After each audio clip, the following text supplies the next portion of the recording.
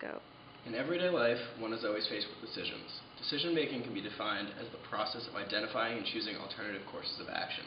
In making a decision, there are 9 biases that can affect how one makes a choice, and we will now describe each one as it relates to life at Cornell.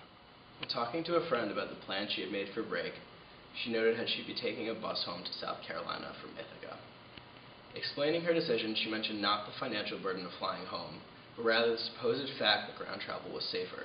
Specifically, she touched upon a recent news broadcast that portrayed tragedy resulting from plane-based travel. By basing her decision solely on news reports, she is subjecting herself to the dramatization of the news. In reality, the likelihood of a car crash is far more likely than a plane crash. Considering this, the friend has been influenced by availability bias while making decisions based only on available information.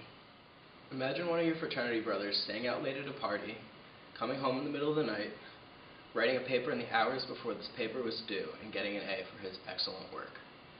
Feeling confident and believing the teacher to be an easy grader, he puts minimal effort into his next paper and receives a C. By assuming that the teacher was an easy grader based on one paper, he is subjecting himself to representative bias by making generalizations based on a single event. Facebook spans globally in its infinite uses. With its group function, there's a group made every year for the incoming freshmen at numerous universities, and that includes here at Cornell. In this year's Cornell Class of 2020 group, students have posted asking why they should come to Cornell versus other institutions, often specifying the other schools that they got into. By questioning a biased audience that likely favors Cornell, they are subjecting themselves to confirmation bias by seeking advice that Cornell is the right school for them from students that already come to Cornell.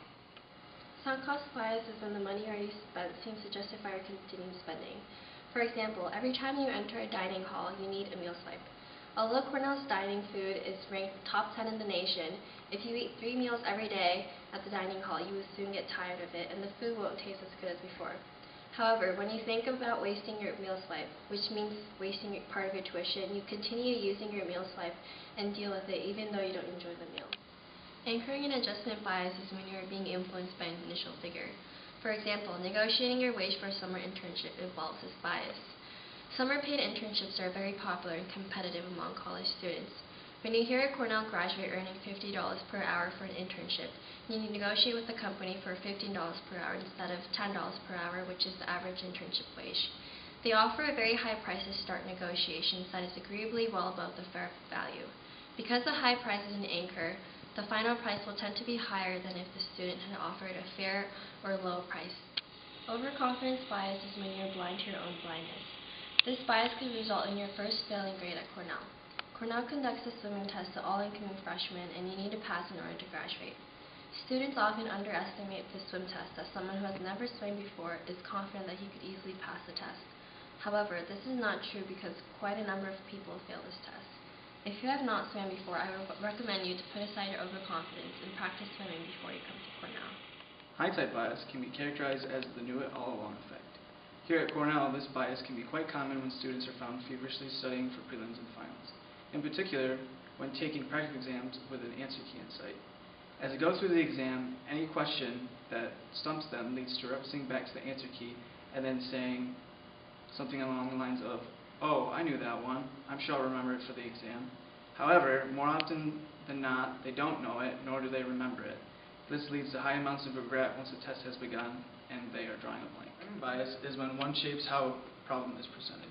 At Cornell, this bias can be seen from the prospective student population whom eagerly hopes to one day be a student here. As they go through the application process, they may look at statistics to see their chances of gaining acceptance into this illustrious institution. Depending on where they go for this data, it can be represented in different ways. Some may say that 3 in 20 students are accepted to Cornell, which doesn't sound so bad.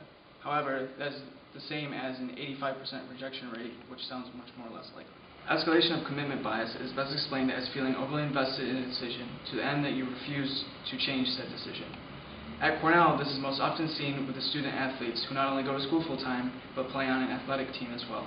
Due to the fact that they usually were student athletes in high school and come here to play some sort of sport, students feel that they need to remain an athlete throughout their tenure as a Cornell student.